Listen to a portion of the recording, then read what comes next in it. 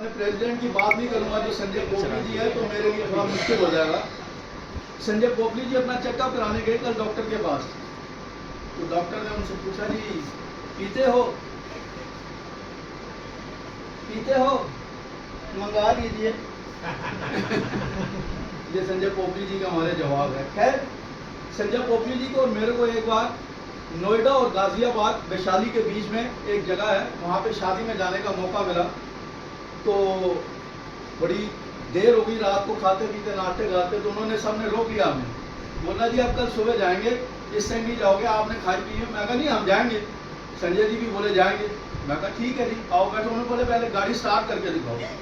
तो जैसे गाड़ी में बैठे तो संजय जी ने बोला जी चोर तो हमारी गाड़ी में चोरी कर गए, ना स्टेयरिंग है ना ब्रेक है ना गियर है, कुछ है ही नहीं। तो उन्होंने कहा बाहर आ जाओ, पहले पिछली सीट से उतर के आगे बैठो, फिर पता चलेगा आगे। तो खैर हम लोग रुक गए। अगले दिन सुबह हमें बताया गया ये सामने वहाँ पे नहाने धोने की व्यवस्था है, वहाँ ये है खाना पीना ये सब। हम लोग गए। अब वो एक मॉडर्न गांव टाइप की जगह है। अब वहाँ मतलब कि ऐसे मॉडर्न टॉयलेट भी नहीं, कुछ नहीं। अब जब हम देखें जी जो डब्बा भर के कोच सा बना हुआ उसमें से लेके जा रहे हैं और साथ में कुछ चम्मच पड़े हुए। हम उनसे पूछा भाई साहब चम्मच? और डब्बा पानी भर के लेके जा रहे हैं और चम्मच साथ में लेके जा रहे हैं। नहीं समझ में आई बात, जी चम्मच किस लिए और बाथरूम में चम्मच का क्या काम? बड़ी देर सोचते रहे। खैर मैंने संजय जी का मुंह देखा, संजय जी मेरा मुंह देखा। हमने कहा चलो मंजी जी भरो डब्बा भरा और चम्मच खाए चले गए। जैसे ही अंदर गए तो हमें पता लग गया कि दरवाजे में चिटकनी नहीं है, तो चम्मच वहाँ फंसाओ और पानी का इस्तेमाल करके बाहर जाओ। फिर हमसे कोई पूछे कि चम्मच किस लिए, तो फिर हम भी बोल दें इसलिए। तो खैर आपके और नाटक के बीच में ज़्यादा देर रुकावट ना बनते हुए शुरू करते हैं नाटक। मेरी आपसे एक गुजारिश है कि अपना फ़ोन साइलेंट मोड पर कर लीजिए, और यदि आपको नाटक के सीन में कोई सीन अच्छा लगता है उसमें ताली जरूर बजाइएगा, वरना हमारी दुआ ये आप सबको लगती है कि जो इस जन्म ताली नहीं बजाएगा अगले जन्म ताली बजाना वाला ही रह जाए। तो दीपक त्रिखा जी के लिए और उनकी टीम के लिए जोरदार तालियां बजा दीजिए। बहुत बहुत शुक्रिया। तो देखते हैं नाटक सिडक्शन।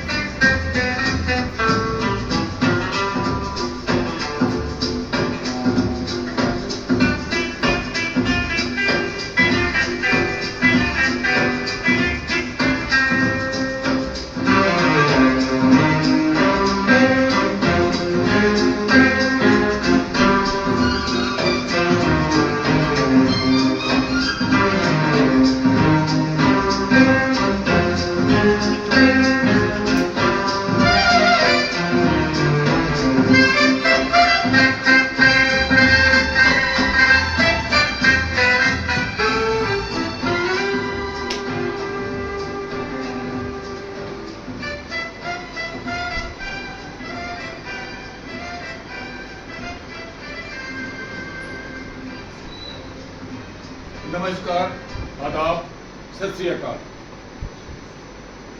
मैं एंटोन चेखव। मैंने अपने जीवन में बहुत से नाटक लिखे हैं, बहुत से किरदारों के बारे में मैंने लिखा है, लेकिन अपने मन की बात आपसे कहूं तो पीटर एक ऐसा किरदार है जो आज तक मैंने नहीं लिखा। उसकी खासियत सिर्फ ये है कि दूसरों की बीवियों को पटाने, फुसलाने और रिझाने में जो उसको महारत हासिल है वो किसी और में नहीं। हाँ, लेकिन बहुत सारी से उसकी जो दिलचस्पी ऐसी औरतों में रही है जिनकी शादी बहुत अमीर लोगों से हुई हो प्रभावशाली लोगों से हुई हो, ये उसकी दिलचस्पी रही है। और जहां तक मैं उसकी नेचर की बात करूं, जो उसके अंदर का इंसान है, जो उसके अंदर का शैतान है, वो कहीं ना कहीं हम सब में भी है, भले ही हम उसको शो करें या ना करें। मैं ज़्यादा इस बारे में, पीटर के कैरेक्टर के बारे में ज़्यादा कुछ नहीं कहूँगा। खुद ही देखिएगा पीटर की जुबानी, उसकी कहानी।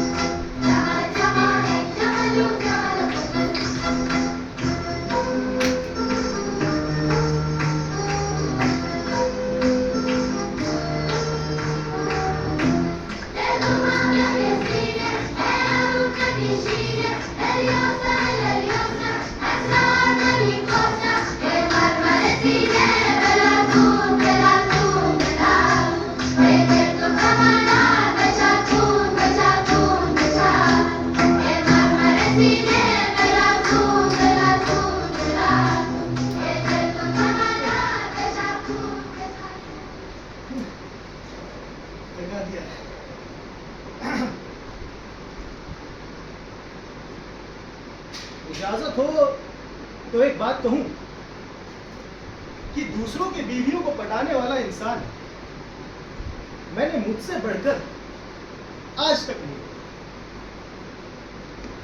ये बात मैं अपनी शेखी बखारने के लिए नहीं कह रहा हूं, बल्कि रिकॉर्ड के हिसाब से कह रहा हूं। आंकड़ों की संख्या खुद ही बता देती है। आप लोगों में से जो सज्जन ये दिलचस्प लेकिन कभी कभी खतरनाक खेल खेलना चाहते हैं, तो उनसे मेरी गुजारिश है कि एक पेन और कागज लेकर बैठें और मेरे बताए हुए सारे तरीके अच्छी तरह से नोट करें। चाहे तो महिलाएं भी अपने बचाव के लिए नोट कर सकती हैं, लेकिन यकीन मानिए, एक बार मैंने उन्हें अपने शिकार के लिए चुन लिया तो सारे नोट्स धरे के धरे रह जाएंगे, क्योंकि मेरे पास बहुत से ऐसे तरीके हैं जो कभी फेल नहीं हुए। बहरहाल इस खेल में सबसे ज्यादा जरूरी 3 चीजें: धीरज, धीरज और ज्यादा धीरज। जिन लोगों में धीरज और बर्दाश्त का मादा नहीं है, उनसे मेरी हाथ जोड़कर गुजारिश है कि वो कोई और खेल सीखें, जैसे नाव चलाएं, साइकिल दौड़ाएं, फुटबॉल खेलें, कुछ भी करें, लेकिन महिलाओं को पटाना उनके बस की बात नहीं। खैर, तो आगे चलें। किसी भी मर्द की बीवी तक पहुंचने के लिए जितना हो सके आप उस औरत से दूर रहें, उसकी तरफ बिल्कुल ध्यान मत दीजिए। ऐसा जाहिर कीजिए जैसे आपके लिए उसका अस्तित्व भी नहीं। और हम लोग उस तक पहुंचेंगे उसके पति के रास्ते से। अभी कुछ ही देर में आपको मेरा प्रैक्टिकल डेमोन्स्ट्रेशन देखने को मिल जाएगा। दरअसल इस हफ्ते मैं एक बहुत गहरे इश्क में मुब्तला हूं, पागलों की तरह। अभी कुछ ही देर में वो अपने पति के साथ इस पार्क से टहलती हुई गुजरेगी। यही सोचकर मेरे दिल की धड़कनें बढ़ती जा रही हैं। मेरे शरीर का रोम रोम चीख कर कहता है कि आगे बढ़ो, और उसके गले में बाहें डालकर उसे सीने से लगा। लेकिन जरा देखिएगा ये ग्रेट मास्टर क्या करता है। मैं इतना ठंडा नजर आऊंगा जैसे जैसे बर्फ का गोला। देखो वो आ रही है, मेरे दिल की मलिका। अपने चिड़ी के गुलाम के साथ।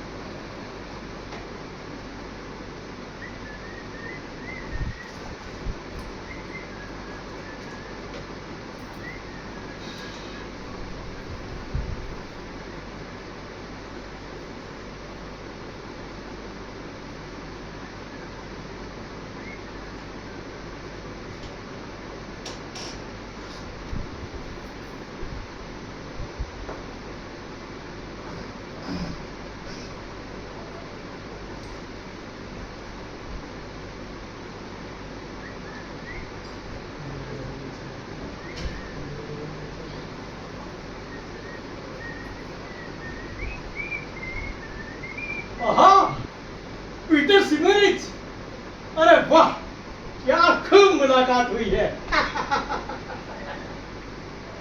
निकी, कैसे हो तुम? बहुत शानदार नजर आ रहे हो। शुक्रिया शुक्रिया। पर तुम बदमाश कहीं के। तुम तो हमेशा ही शानदार नजर आते हो। एक्सक्यूज मी, मेरी वाइफ से मिले? आयरीना? अरे हाँ, हम मिल तो चुके हो।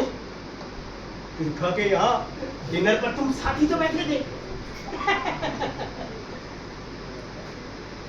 माय डियर आयरीना, मुझे नहीं मालूम कि उस दिन इस जादूगर ने तुमसे क्या बातें की होंगी, लेकिन आइंदा के लिए तुम्हें सावधान कर दूं कि ये आदमी एक नंबर का बदमाश, बदमाश, कुमार और तलवारबाजी का उस्ताद है।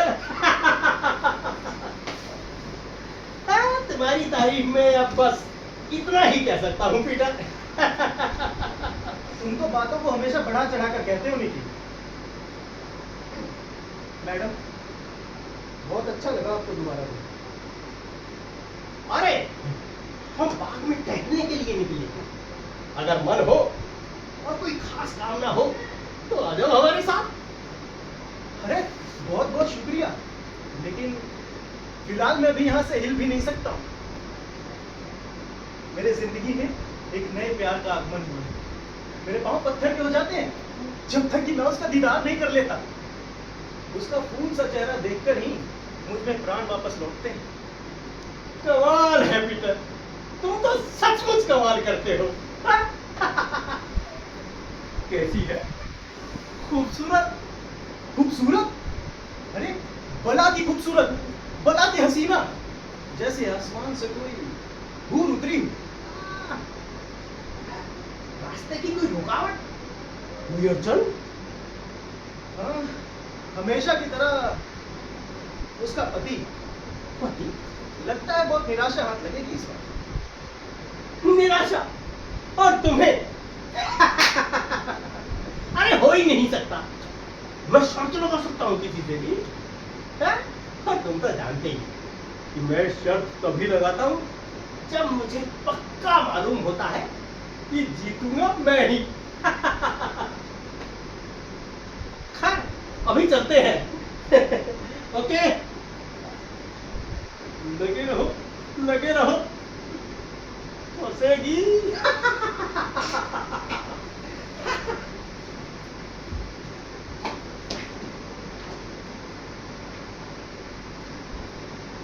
मैडम, बढ़िया रहा है ना?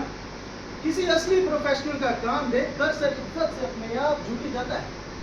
क्या आपने नोट किया कि ना तो हमारी ठीक से एक बार भी नजरें मिली, ना हम में कोई बातचीत हुई, फिर भी मेरे बारे में उसे कितनी जानकारी मिल गई।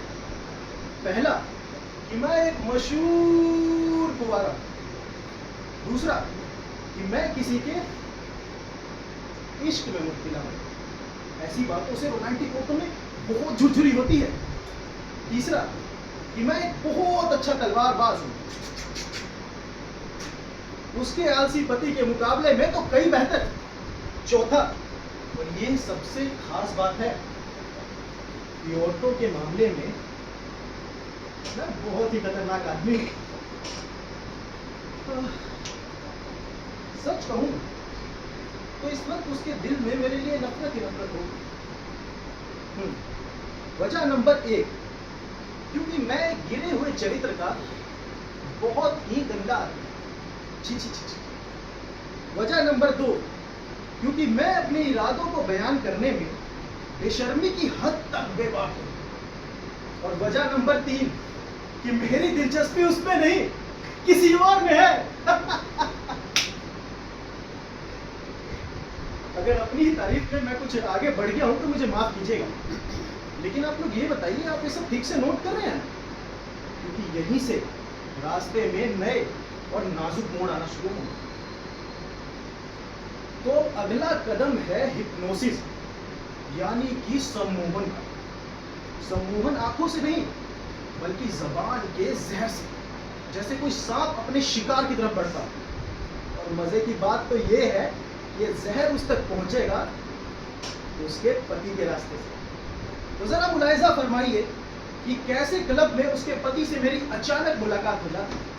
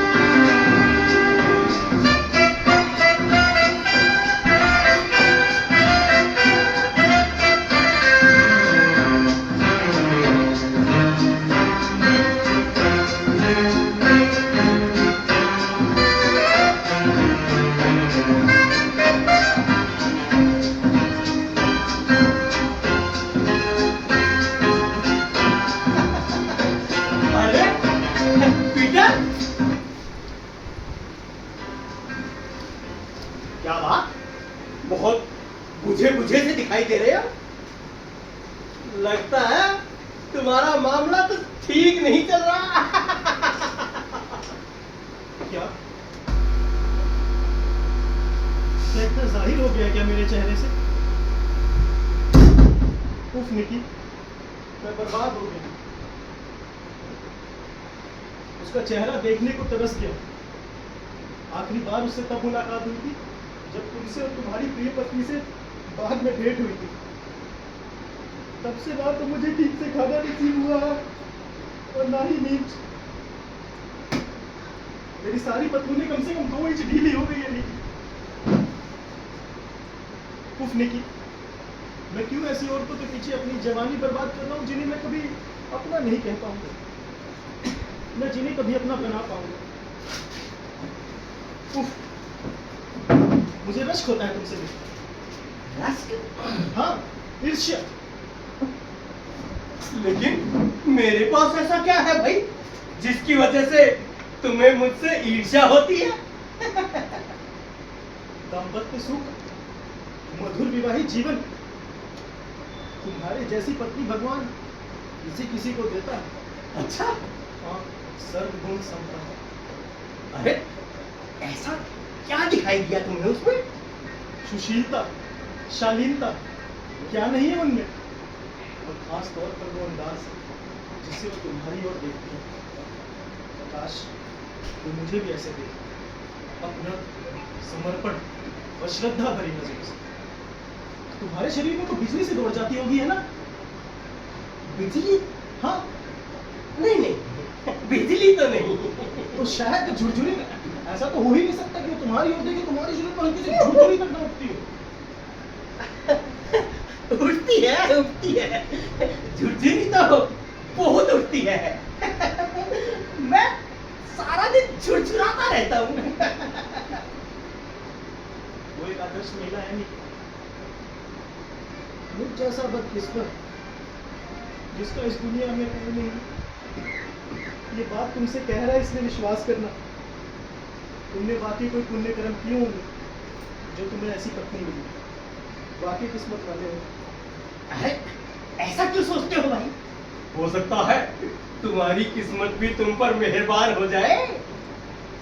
हाँ, और इसी उम्मीद में दिन काट रहा हूँ, वरना जीना तो फिजूल लगता है। कभी कभी मन करता है कि गले में रस्सी बांधूं और सॉरी दोस्त, अच्छा चलता हूँ, डॉक्टर इंतजार कर रहा होगा। डॉक्टर? अरे, सब खैर तो है? अरे, ऐसी क्या बीमारी हो गई तुम्हें भाई? हाँ, बस यूं ही मानसिक तनाव, उदासी, डिप्रेशन। अच्छा चलता हूँ। हाँ, अपनी प्यारी पत्नी को मेरे तरफ से नमस्कार। लेकिन एक विनती है दोस्त, बोलो बोलो। ये सारी बातें उनके सामने मत करो, वरना उनकी कोमल संवेदनाओं को ठेस पहुंचे। ओके। काश वो मेरी संवेदनाएं भी ऐसे समझे।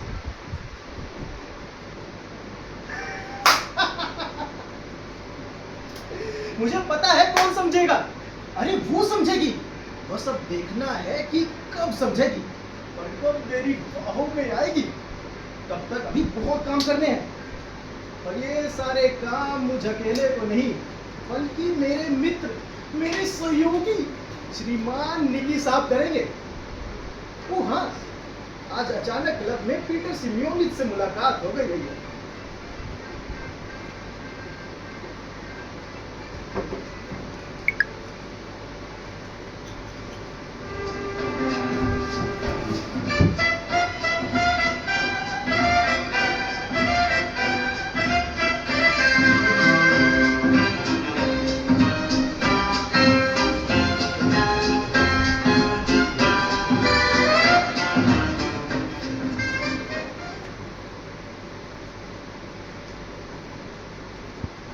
ओ हाँ, आज अचानक क्लब में पीटर सिमोनिच से मुलाकात हो गई। कौन? अरे पीटर, वही जिससे पिछले हफ्ते पार्क में मुलाकात हुई थी। सुंदर, सजीला सा नौजवान, कमारा, याद नहीं क्या? बहुत ही घटिया और गंदे किस्म का इंसान था, सिर्फ इतना याद है मुझे। अरे नहीं, अगर अपने बारे में उसके विचार सुनोगी ना तो ऐसा हरगिज नहीं कहोगी। हाँ, उस बदमाश के विचार जानने में मुझे कोई दिलचस्पी नहीं है, समझे? लेकिन तुम्हारे बारे में बहुत अच्छी अच्छी बातें की है भाई उसने। तुमसे बहुत ज्यादा प्रभावित हुआ है। तुम्हारी सुंदरता से, तुम्हारी सुशीलता से उसे लगता है कि तुम में किसी को प्यार करने की असाधारण क्षमताएं और विशेषताएं हैं। जैसे कि तुम्हारी आंखें और जिस अंदाज से तुम मुझे देखती हो, वगैरह वगैरह। तुम्हारे बारे में काफी कुछ कहा उसने, लगातार कहता रहा।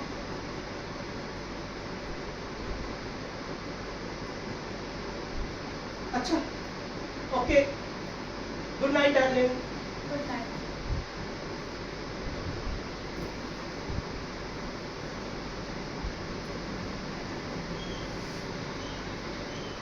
और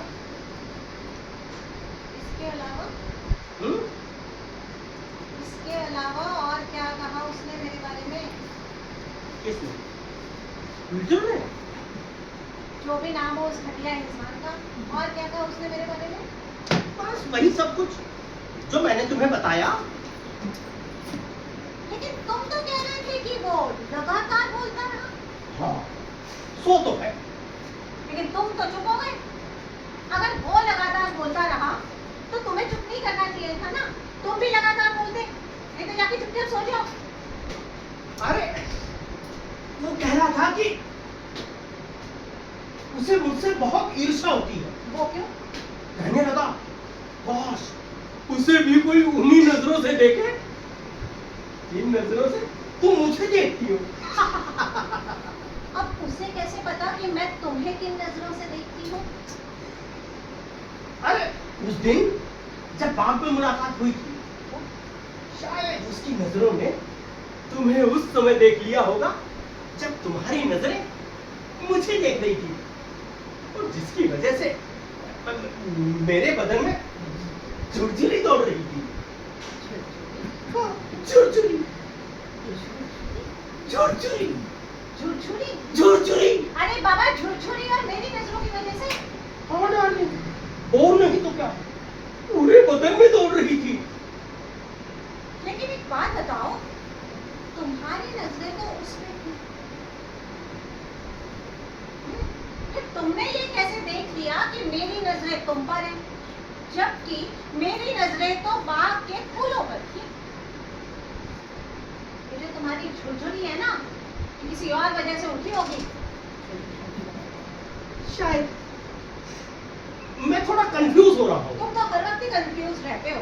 अरे लेकिन असल बात यह है कि वो तुमसे बहुत ज्यादा प्रभावित हुआ। मुझे लगा तुम्हें सुनकर अच्छा लगेगा।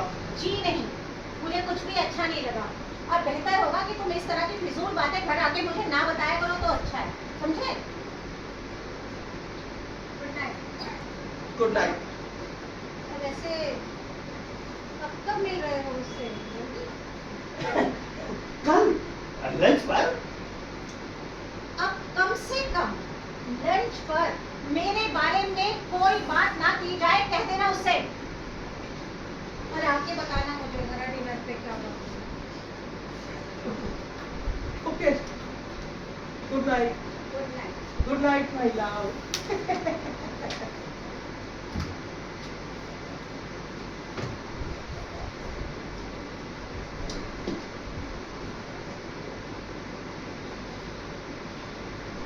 Good night my angel. अपनी चमत्कारी शक्तियों को देखकर मैं खुद हैरान हूं। उसके दिल में ना मेरे लिए सिर्फ दिलचस्पी पैदा हो गई है, बल्कि मेरा नाम सुनकर उसका दिल फड़फड़ाने लगा है। जबकि अभी 2 मिनट पहले ही उसकी नजरों में मैं एक गंदा और घटिया आदमी था। मजे की बात तो ये है कि इन सब उपलब्धियों के दौरान मैं अपने बाथरूम के खुशबूदार पानी के टब में लेटा आराम कर रहा था कि अगले दिन का लंच लजीज तो था ही, आरामदार भी था।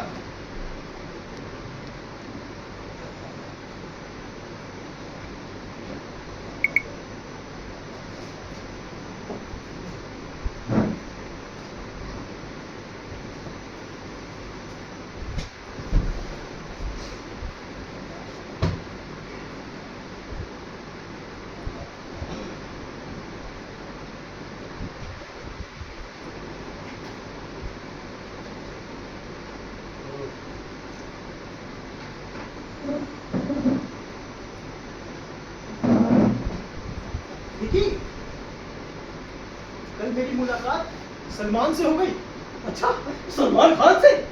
अरे सलमान खान नहीं, सलमान एक मशहूर चित्रकार है। ओह, किसी मंत्री ने उसे असाधारण रूप से का चित्र बनाने को कहा। अच्छा, मैंने फौरन हाँ कर दी। अच्छा किया। मैंने कहा ऐसी असाधारण रूपसी को तो मैं जानता हूँ, लेकिन उससे बात करने की मुझमें हिम्मत नहीं। तुम क्यों नहीं बात करते उससे? मैं जरूर। लेकिन किससे? श्रीमती से। श्रीमती से? जरूर जरूर। लेकिन किसकी श्रीमती से? अरे अपनी श्रीमती से। अपनी श्रीमती से? अरे जरूर करूंगा भाई, जरूर। लेकिन किस बारे में? अरे उस चित्र का मॉडल बनने के लिए। ओ मॉडल। ऐसा अलौकिक सौंदर्य चित्र में अंकित होकर अमर हो जाएगा। अगर दुनिया इस सौभाग्य से वंचित रह गई निकी, तो हमारे लिए बहुत ही शर्म की बात होगी। शर्म की बात होगी? हाँ, शर्म की बात होगी। शर्म की बात तो होगी भाई, बिल्कुल होगी। तो जरा बात करके देखो। मैं? हाँ, किससे? श्रीमती से। श्रीमती से? किसकी श्रीमती? तो अरे अपनी श्रीमती से। अपनी श्रीमती से। जरूर जरूर भाई, जरूर करूंगा। हाँ, बिल्कुल बिल्कुल बिल्कुल।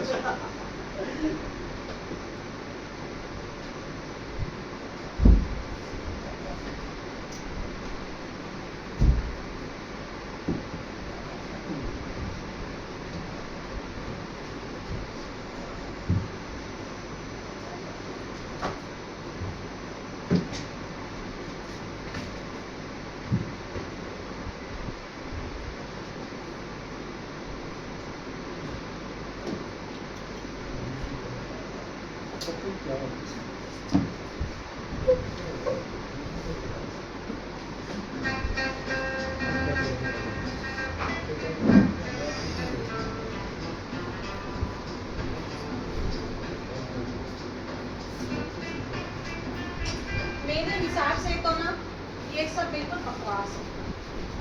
लेकिन फिर भी सवाल ये उठता है कि क्या उसने सचमुच असाधारण रूप सी जैसे शब्दों का इस्तेमाल किया था? हाँ, बिल्कुल इन्हीं शब्दों का। और ये भी कि अगर दुनिया इस सौभाग्य से वंचित रह गई, तो ये हम सब के लिए शर्म की बात होगी। अरे बिल्कुल इन्हीं शब्दों में कहा था भाई।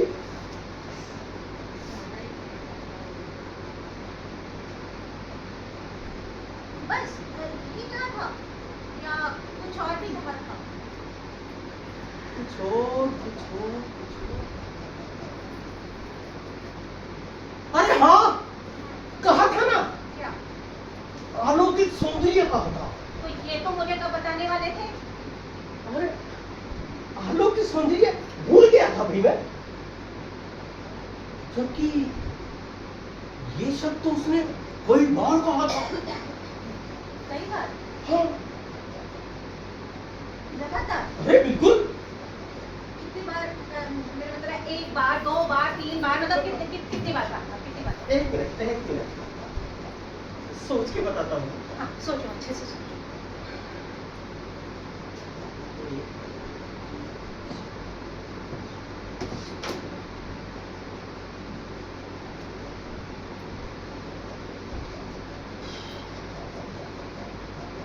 सॉरी डार्लिंग, भूल गया। छोड़ो, रहने दो। Anyways, कल उसे डिनर पे बुलाया है ना? नहीं? एक काम किया करो। मैं ना एक काम करूंगा, हाँ, सारी बातें लिख लिया करूंगा। यार ऐसे तो मैं यही कहने जा रही थी कि तुम्हें कुछ याद याद तो रहता नहीं है, तो तुम ना एक डायरी रखो और उसमें ना उसकी सारी बातें लिख लिया करो। उसी तरीके से लिखना जैसे जिस अंदाज में वो बताता है, वो भी लिख लिया करो। हाँ, ठीक है? ये बिल्कुल ठीक कहा। अरे मैंने भी यही कहा था। मैं लिख लूंगा जरूर, डायरी भी ले लूंगा आज।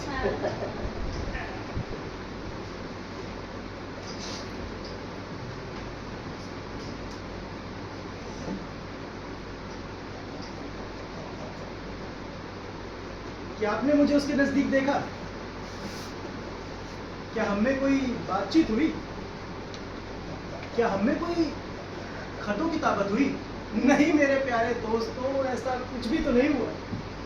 फिर भी अपने पति के मुख से निकले मेरे एक एक शब्द पर उसके कान लगे रहते।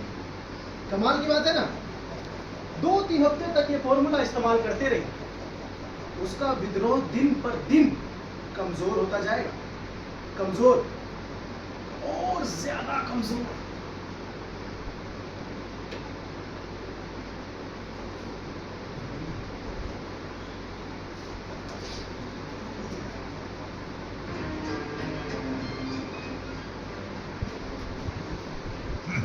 इसका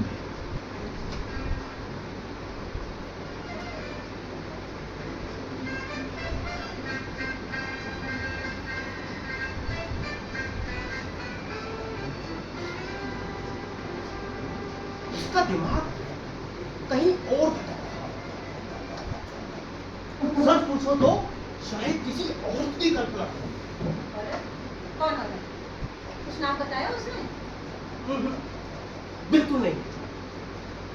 अरे इस मामले में बहुत पक्का है वो, मरने को मर जाएगा, लेकिन उस औरत को बदनाम नहीं होने देगा। हाँ, अरे इसीलिए उस औरत की बजाय सारा दिन तुम्हारे बारे में बात करता रहता है। अरे एकदम फोंदू है बेचारा। Poor fellow. मुझे तो दया नहीं लगी है उस पर। चले हमें क्या? वैसे तुमने उसे कल डिनर पे बुलाया है ना? अरे कल तो बिजी है, परसों बुला लो। परसों भी बिजी है। तो अगले हफ्ते बुला लो, अगले महीने बुला लो, कभी तो खाली होगा। खाना वाना नहीं खाता है क्या? क्यों? अरे कह रहा था हाँ, किसी बहुत जरूरी प्रोजेक्ट पे काम कर रहा है, इसलिए हमसे महीनों नहीं मिल पाएगा। और ये भी कह रहा था कि उसे अपने धीरज का फल मीठा ही मिलने वाला है। और हाँ, क्या? क्या भाई? नहीं, हंसते ही रहोगे या कुछ बताओगे भी? चलो मैं जा रही हूँ, अंदर बहुत काम है। एक मिनट एक मिनट एक मिनट। अरे उसकी नजर में तुम्हें स्टेज की अभिनेत्री होना चाहिए। अभिनेत्री। और तुम्हें हाँ।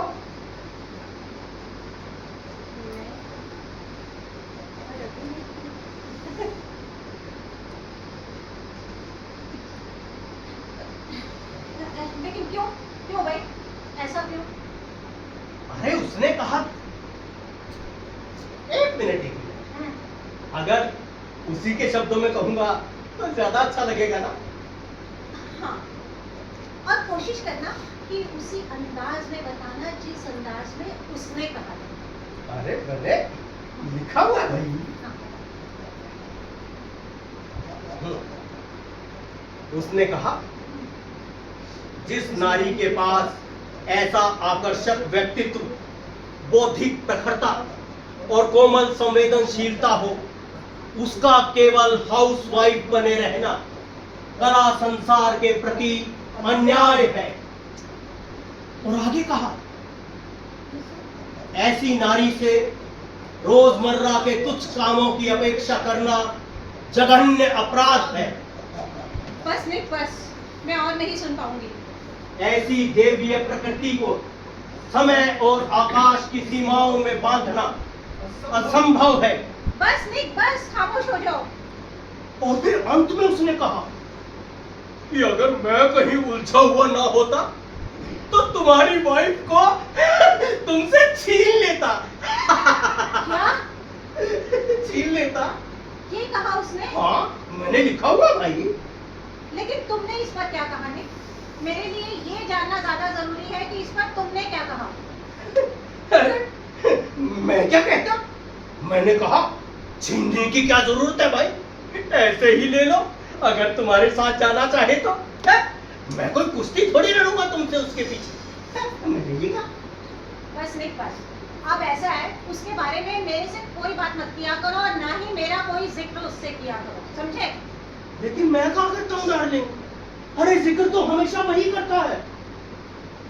वो तो मुझ पर इल्जाम लगा रहा था। क्या? जोर से चीख कर कहने लगा, वो नारी हवा का एक खूबसूरत झोंका है जिसे तुम मुट्ठी में कैद नहीं कर सकते। वो एक आवाज है जो दीवारों से भी छन जाएगी। अगर मैं दुर्गनेव होता तो उसे नायिका बनाकर एक उपन्यास लिख डालता जिसका नाम रखता मचलती आरजू या जज्बात की देवी। बहुत ही अजीब आदमी है वो, सचमुच बहुत ही अजीब।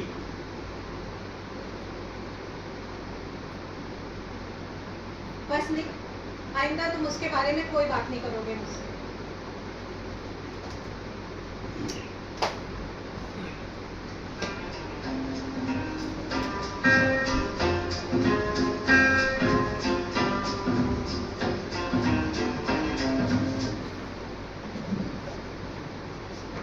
मेरे प्रेम पत्र को पहुंचा रहा है स्नेह भरे चुम्बनों के साथ, और मुझे अजीब कह रहा है। है ना अजीब बात? अच्छा तो जरा देखें कि हम लोग कहां तक पहुंच गए। वो बेचारी औरत मुझसे मिलने के लिए छटपटा रही है, बेचैन हो रही है, क्योंकि उसे ऐसा लगता है कि दुनिया में सिर्फ एक मैं ही हूं जो उसे समझ सकता है, अंडरस्टैंड कर सकता है। बोलता उसका पति है, लेकिन आवाज उसे मेरी सुनाई देती है। मेरे शब्द उसके कानों में गूंजते हैं, उसके दिल में उतरकर मीठा मीठा रस घोलते हैं। ये रस जो मीठा होने के साथ साथ जहरीला भी है। और मैं एक बेरहम इंसान हूं। ऐसे कामों में वैसे भी रहम की कोई गुंजाइश नहीं होती। तो जरा देखिएगा कि कितनी बेरहमी से मैं अपना आखिरी वार करता हूं। जिनके दिल कमजोर हैं, कृपया अपनी आंखें बंद कर लीजिए।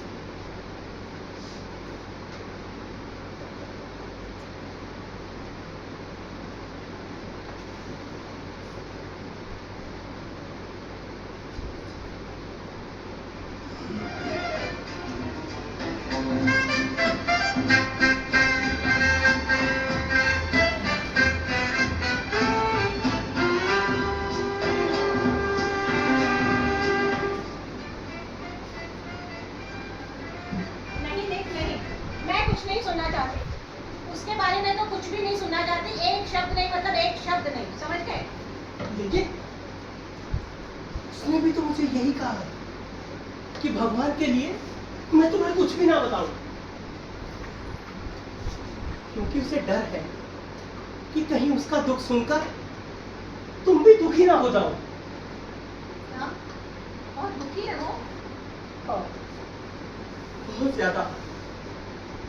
लेकिन क्यों? क्या हुआ है उसे? आंखें वीरान, दिल परेशान, ना कुछ खाता है ना कुछ पीता है, सारा दिन दीवानों की तरह चुपचाप बैठा रहता है। लेकिन हुआ क्या है उसे आखिर? अकेलापन, तन्हाई। कह रहा था कि दुनिया में उसका कोई नहीं है, ना माँ बाप, ना भाई बहन, ना कोई रिश्तेदार, यहाँ तक कि ऐसा कोई साथी भी नहीं है जो उसे समझ सके। लेकिन क्या वो जानता नहीं है कि मैं उसे कितना, मतलब हम उसे कितना अच्छी तरह से समझते हैं?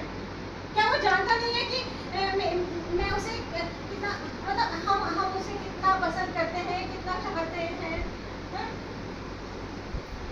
क्या उसे मालूम नहीं कि मेरा दिल, मतलब हमारा दिल उससे मिलने के लिए कितना तड़पता है?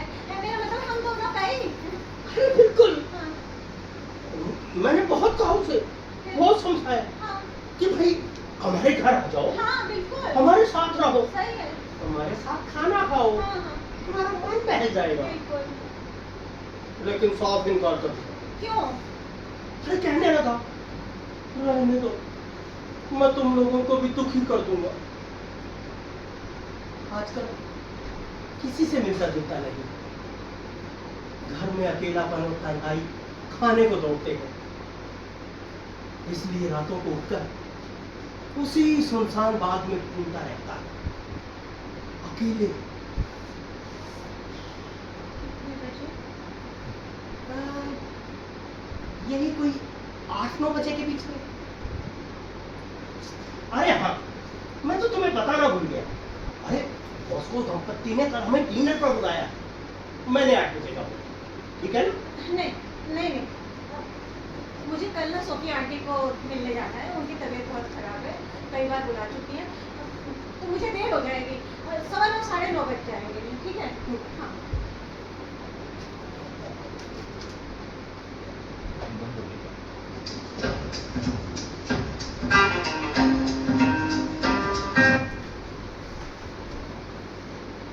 नहीं, प्लीज कोई तारीफ मत कर, क्योंकि इस उपलब्धि का श्रेय मुझ अकेले को नहीं, बल्कि मेरे सहयोगी, मेरे मित्र श्रीमान निकी साहब जी का भी इसमें बराबर का योगदान है।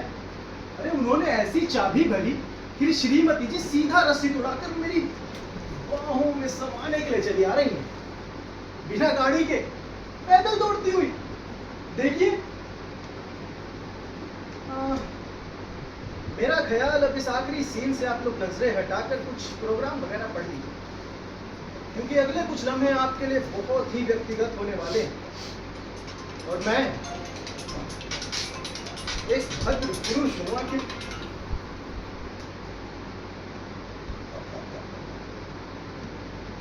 मेरी जान, मेरे नसीब ख्वाबों की तारीफ, जो एहसास मेरे दिल में मचल रहे थे, उनका मेरे घुटनों पर आने का पल हो गया। और अब मैं कहूंगा कि मैं कुछ मत करो, एक शब्द भी नहीं, जरा सी आवाज भी नहीं। मैं कुछ भी बर्दाश्त नहीं कर पाऊंगी जब तक कि तुम मेरी पूरी बात नहीं सुन लेते।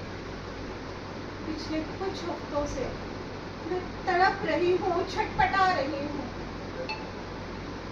तुमने बहुत ही छल बल से मेरे पति के माध्यम से मेरे अंदर वो सारी इच्छाएं, वो सारी तमन्नाएं जगा डाली, जिन्हें मैं ईमानदारी से स्वीकार करूंगी कि मैंने पिछले 7 वर्षों में अपने दिल में दबा के रखा हुआ है। पता नहीं तुम्हारी मोहब्बत सच्ची है या नहीं, लेकिन तुमने मेरे अंदर मोहब्बत का वो जुनून पैदा कर दिया है कि जिसके बारे में मैं कभी सोच भी नहीं सकती थी। तुमने मेरे अहम को भरमाया, मैं बह गई। तुमने मेरे मन के अनछुए तारों को छुआ, मैं गूंज उठी। तुमने मेरी टूटी रग पर हाथ रखा, मैं हार गई। इसीलिए आज मैं तुम्हारे सामने खड़ी हूँ, यहाँ खड़ी हूँ, सिर्फ तुम्हारे लिए, तुम्हारी खातिर। लेकिन तुमसे एक बात पूछना चाहती हूँ। मैं अपने पति से बहुत प्यार करती हूँ। वो बहुत पैशनेट या रोमांटिक किस्म के इंसान नहीं है। हमारे गृहस्थ जीवन में अगर आसमान छूने वाला आनंद नहीं है तो पाताल की गहराई वाली निराशा भी नहीं है। हमारा वैवाहिक जीवन एकदम समतल, सीधा साधा। वो मुझे दिल से प्यार करते हैं और मुझ पर अटूट विश्वास रखते हैं। और इस सब को स्वीकार करते हुए मैं अपने गृहस्थ जीवन में बहुत खुश हूँ। लेकिन पता नहीं क्यों इस पल में मैं बहुत स्वार्थी हो रही हूँ और कोई फैसला नहीं कर पा रही हूँ। मैं डरती हूँ कि अगर आज मैं तुम्हारी हो गई तो मेरा गृहस्थ जीवन हमेशा हमेशा के लिए बर्बाद हो जाएगा। और इसीलिए मुझे आज तुम्हारे चरित्र की दृढ़ता और पवित्रता का सहारा है। लेकिन तुमसे सिर्फ एक गुजारिश है कि मेरे साथ कोई खिलवाड़ मत करना। अगर करोगे भी तो मैं मना नहीं कर पाऊंगी। तो इस पल में मैं इतनी कमजोर पड़ रही हूँ कि कोई भी फैसला खुद लेने की काबिलियत नहीं रखती। इसलिए ये फैसला मैं तुम पर छोड़ती हूँ पीटर। अगर तुम्हें मेरी चाह है तो अपनी बाहें फैलाओ, मैं तुम्हारी हो जाऊंगी। लेकिन अगर तुम मुझसे सच्ची मोहब्बत करते हो तो उधर मुंह फेंक के खड़े हो जाओ, मैं चुपचाप यहाँ से चली जाऊंगी। कभी नहीं मिलेंगे, कभी ना कभी कोई बात करेंगे, और इस छोटी सी मोहब्बत की खुशनुमा यादों के सहारे मैं अपनी पूरी जिंदगी गुजार दूंगी। मैं तुम्हारे फैसले के इंतजार में खड़ी हूँ पीटर, मुझे तुम्हारे फैसले का इंतजार है पीटर।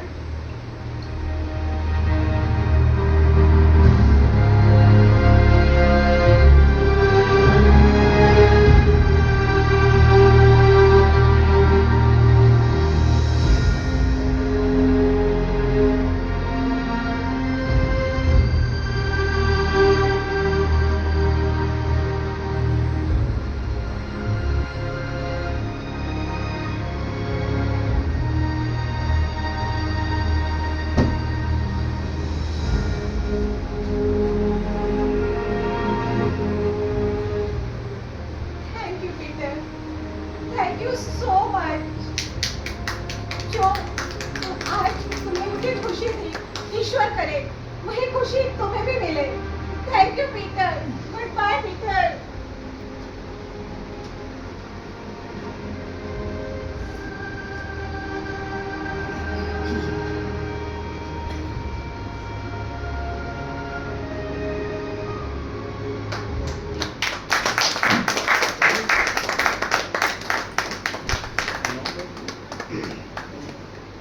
दूसरों की बीवियों और खूबसूरत लड़कियों के भूतपूर्व शिकारी पीटर ने अपनी दिलचस्पी और पसंद का दायरा जो था वो बदल दिया। उसकी दिलचस्पी अब वो नहीं थी जो पहले थी। और ये जो तब्दीली आती है ना, ये लाजमी है और आनी भी चाहिए, और ऐसा ही पीटर की लाइफ में भी हुआ। उसने अपनी दिलचस्पी खूबसूरत तन्हा औरतों की तरफ कर दिया। तो वो हुआ यूं कि एक दिन उसकी जिंदगी में भी एक खूबसूरत सुशील कन्या का आगमन हुआ और दोनों शादी के बंधन में बंध गए। और फिर उसके बाद जैसा आप जानते हैं, पीढ़ी बदलती है, एक पीढ़ी जाती है, दूसरी पीढ़ी आती है। ऐसे ही एक नए नए जवान हुए पीटर ने उस पीटर से कहा, श्रीमान जी आपकी बीवी बहुत खूबसूरत है, वाकई बहुत खूबसूरत है। And she is very lovely, very lovely.